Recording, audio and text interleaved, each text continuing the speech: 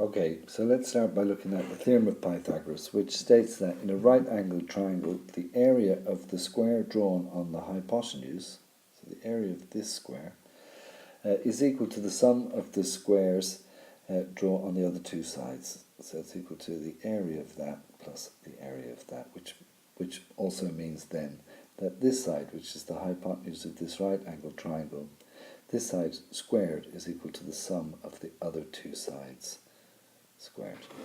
So here's an example. Find A. Okay, so we have a triangle here, and it has the hypotenuse is A. That's the right angle there. The hypotenuse is always opposite the right angle in the right angle triangle. So we just use the formula A squared is equal to B squared plus C squared. This can be B squared and C squared, or the other way around, doesn't matter. So 3 squared plus 2 squared is 9 plus 4. A squared equals 13. So A must be, we get the square root of both sides. The square root of A squared is A, and the square root of 13 is the square root of 13. Okay. Another example here. Find C and D. It's question 14 on page 438. So we have a right angle triangle here, and we have another one here. So we'll look to find C first, and we notice that C is the side opposite the right angle. So C must be the hypotenuse of this smaller right angled triangle. So therefore C squared is equal to A squared plus 6 squared. C squared is equal to 100. C must be equal to 10. And then if C is equal to 10, we pop that in there. And this time we're given the hypotenuse of this right angled triangle. This is the hypotenuse here because it's opposite the right angle. So 26 squared is equal to C squared, which would be 10, plus D squared, which is what we're looking for. So 26 squared is 676 minus 100, which we brought over here, is all equal to D squared. So D squared equals 576. So D must be equal to the square root of 576, 24 centimetres. Now let's look at the sine, cosine and tangent ratios, or the trig ratios as we call them. And the trig ratios help us to find the lengths and angles in right-angled triangles. So for a right-angled triangle such as this one here, we mark an angle A here, and we note that in the right-angled triangle, the hypotenuse is always the side opposite the right angle. And then with respect to A, this is the opposite side here to A. And with respect to A, this angle, this is the adjacent side to A. So we have these trigonometric ratios here from the born out of the right angle triangle, that we can say that the sine of that angle A, the sine of A, is equal to that ratio, that is its opposite side divided by the hypotenuse. Okay? Or the cosine of the angle A is equal to that ratio, that is its adjacent side, whatever length that is, divided by the hypotenuse. Or the tangent of A is equal to the ratio of its opposite side divided by its adjacent side. Okay? Some old hens cackle all hours till old age. Okay? So let's look at an example using these trig ratios. Okay.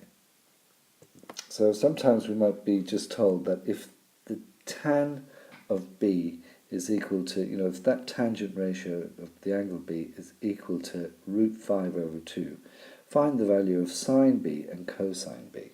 Okay? Well, the way we approach these is we just simply acknowledge the fact that tan B equals root 5 over 2. Well, really that tells us that root 5 is the length of the side opposite to B, because tan equals opposite over adjacent. And 2 underneath, the adjacent, the 2 is the length of the side adjacent to B. So if we draw a right angle triangle, and we'll keep our right angle here, and we mark B, then the opposite side to B is root 5, and the adjacent side to B is 2. So what is this side x? Because once we know x, then the hypotenuse will be able to define the sine and cosine. So x squared equals 2 squared plus root 5 squared. That's 2 squared plus 5 is 4 plus 5, x squared is 9, x must be equal to 3, so this side is equal to 3. So therefore, the sine of b is the opposite over the hypotenuse, that's from here, so that must be root 5 over 3. And the cos of b is the adjacent 2 over the hypotenuse, 2 over 3. And here's another example here, which asks us to find sine squared a plus cosine squared a for this triangle here. Okay, so here's a here. So the sine of a is equal to its opposite over the hypotenuse, it's 6 over 10. And the cosine of a is equal to its adjacent over the hypotenuse. Okay, so I should put sine a, cosine a. It's 8 over 10. So sine squared a plus cosine squared a is simply the sine of a squared plus the cos of a squared, which is this and this. Okay, and 6 over 10 squared is the same as 6 over 10 times 6 over 10. 8 over 10 squared is the same as 8 over 10 times 8 over 10. 10 tens are 100. 6 sixes are 36. 10 tens are 100.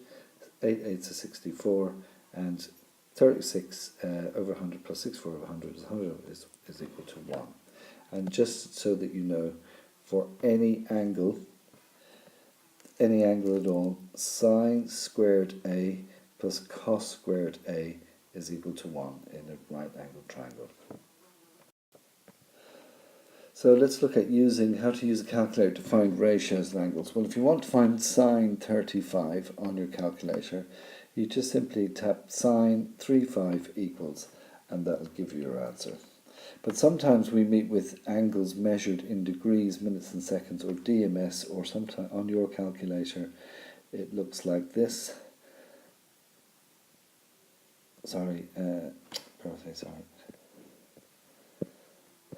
On your calculator, the degrees, minutes, seconds looks like this, and a quote and double quotes. Okay, you'll look to your calculator, you'll see it. But just to know that 1 degree has 60 minutes in it, and 1 minute has 60 seconds in it. Okay, so the degree is kind of like an hour with 60 minutes, and the minutes like minutes with 60 seconds in them. Okay. But what about if we want to change 38.6 degrees, that's an angle in degrees in decimal form, to an angle in degrees, minutes and seconds. Okay. Well, what we do is we type 38.6, we hit the degrees, minutes and seconds sign on your calculator, and you hit equals, and there's your answer. Okay.